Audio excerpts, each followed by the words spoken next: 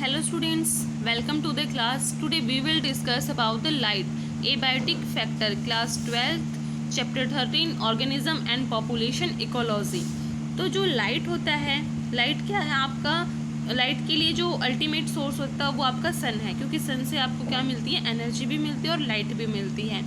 तो जैसे कि अगर हम सोलर रेडिएशंस की बात करें तो जो उनकी जो वेवलेंथ होती है वो वेरी करती रहती है, कुछ होती हैं शॉर्ट वेव और कुछ होती हैं लॉन्ग वेव।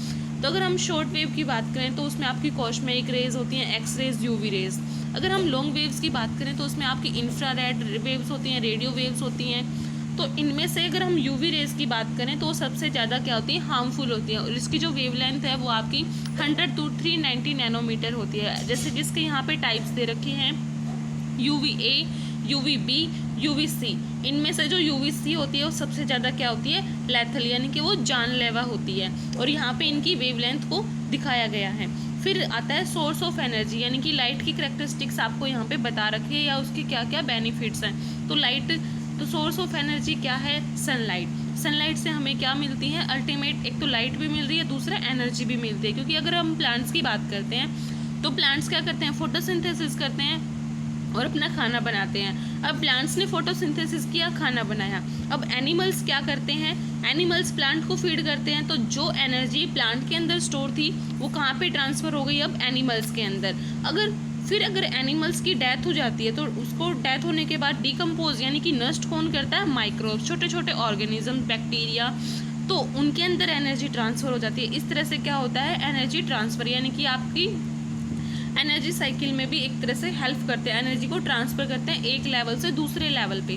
फिर हम बात करते हैं फोटोपीरियोडिज्म। फोटोपीरियोडिज्म होता है duration of sunlight in the day time, उसको हम बोलते हैं फोटोपीरियोडिज्म। यानी कि जो सनलाइट है उसकी ड्यूरेशन क्या है, वो कितने टाइम के लिए मतलब ब्लूम करती है, आप बोल सकते हो कितने टाइम के लिए रहती है।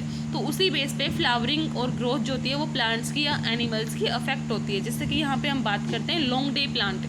अब लॉन्ग डे प्लांट ऐसे होते हैं जो ब्लूम करते हैं, यानी कि खिलते हैं जब लाइट की जो रिक्वायरमेंट है वो 12 आवर्स के लिए रहती है, जैसे कि आपका वीट। अब शॉर्ट डे प्लांट्स ऐसे होते हैं जिसको ग्रो करने के लिए जो लाइट की रिक्वायरमेंट है वो लेस देन 12 आवर्स चाहिए। यानी कि वीट तो ऐसा हो गया जिसके लिए 12 आवर्स तक लाइट की रिक्वायरमेंट है, सनलाइट की रिक्वायरमेंट है। लेकिन अगर 12 से ज़्यादा, अगर 12 से कम अगर किसी को रिक्वायरमेंट है तो उसमें आपके कॉटन, राइस, शुगर केन, ये आपके शॉर्ट डे प्लांट्स है, यानी कि जिसको शॉर्ट रिक्वायरमेंट है लाइट की। फिर आते हैं आपके डे न्यूट्रल। न्यूट्रल यानी कि जिस पे कोई इफेक्ट ही नहीं पड़ता, यानी कि जिस पे क्या होता है, लाइट का कोई इफेक्ट ही नहीं पड़ता, चाहे उसकी ड्यूरेशन कितनी भी हो, तो उस पर उसको अपनी फ्लावरिंग के लिए कोई इफेक्ट नहीं पड़ता। तो इसमें आपका आता है टमाटो। फिर यहाँ पे आती है बर्ड माइग्रेशन। जो बर्ड की जो माइग्रेशन होती है एक प्लेस से दूसरे प्लेस, सनलाइट की वजह से वो भी अफेक्ट होती है। क्योंकि बर्ड क्या करते हैं, नॉर्थवर्ड मूव कर जाते हैं स्प्रिंग में। यानी कि स्प्रिंग में कब, जब जो लेंथ होती है डे की वो ज़्यादा होती है, और जब कम होती है वो वापस अपने जो हैबिटेट था उसमें आ जाते हैं। फिर आती है ब्रीडिंग साइकिल, यानी कि रिप्रोडक्शन। तो short day animals, long day animals और day neutral. Short day animals ऐसे होते हैं जो ब्रीड करते हैं, रिप्रोड्यूस करते हैं जब लाइट की रिक्वायरमेंट कम है, यानी कि या बोल सकते हैं जो डे हैं वो शॉर्ट डेज होते हैं। फिर आते हैं आपके लॉन्ग डे, जैसे कि आपके इसमें डियर हैं, गोट है। फिर लॉन्ग डे में आते हैं जब आपके मेरे होठ जो खुले तो तेरा नाम आवे, पहले तेरी रिक्वायरमेंट्स हैं वो क्या है, जो डे की रिक्वायरमेंट्स हैं वो लॉन्ग होती हैं, तो उसको हम क्या कहते हैं, लॉन्ग डे प्लांट्स। फिर आते हैं आपके day neutral plants. Day neutral में आपका आता है जिसपे कोई इफेक्ट ही नहीं पड़ता कि जो डे की रिक्वायरमेंट है, चाहे वो कुछ भी है, शॉर्ट है या लॉन्ग है, उस पर डे का कोई इफेक्ट नहीं पड़ता, वो आपके डे न्यूट्रल है। जैसे कि इसमें आपके गुनिया पिग्स आ गए, कोई लाइट की प्रेजेंस अब्सेंस है, उसको कोई इफेक्ट नहीं है, वो आपके डे न्यूट्रल हो गई।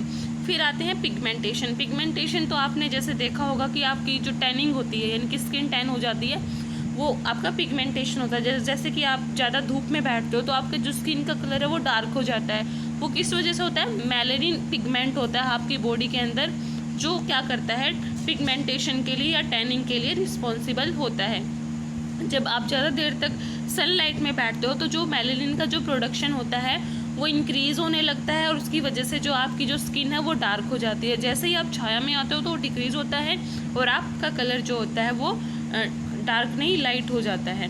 तो अब यहाँ पे आती है डेली रिदम एक्टिविटीज़। अब इसका मतलब क्या है, जो लाइट है उसकी वजह से जो मूवमेंट है एक प्लेस से दूसरे प्लेस पे एनिमल्स की, वो भी अफेक्ट होती है। जैसे कि डायurnal होते हैं, नॉक्टर्नल होते हैं, क्रैप्सुकुलर होते हैं। इसमें होता है कि जो आपके एनिमल्स डे टाइम पे एक्टिव होते हैं ज़्यादातर, उसको हम डायurnal एनिमल्स कहते हैं। जैसे कि इंसेक्ट्स हैं, लिजार्ड्स, बर्ड्स। नॉक्टर्नल यानी कि जो नाइट में ज़्यादा एक्टिव रहते हैं, जैसे कि कॉकरोच वगैरह आपने देखे हैं, ओल्स होते हैं, बैट्स हैं। फिर आते हैं क्रैप्सुकुलर, यानी कि जिसकी जो एक्टिविटी है वो dawn and dusk. Dawn and dusk का मतलब है सुबह और शाम के टाइम पे जो ज़्यादा एक्टिव रहते हैं, उसका एग्जाम्पल है रैबिट। तो ये आपका कुछ लाइट से रिलेटेड है। नेक्स्ट हम अपनी नेक्स्ट वीडियो में स्टडी करेंगे। आज के लिए बस इतना ही। Thank you.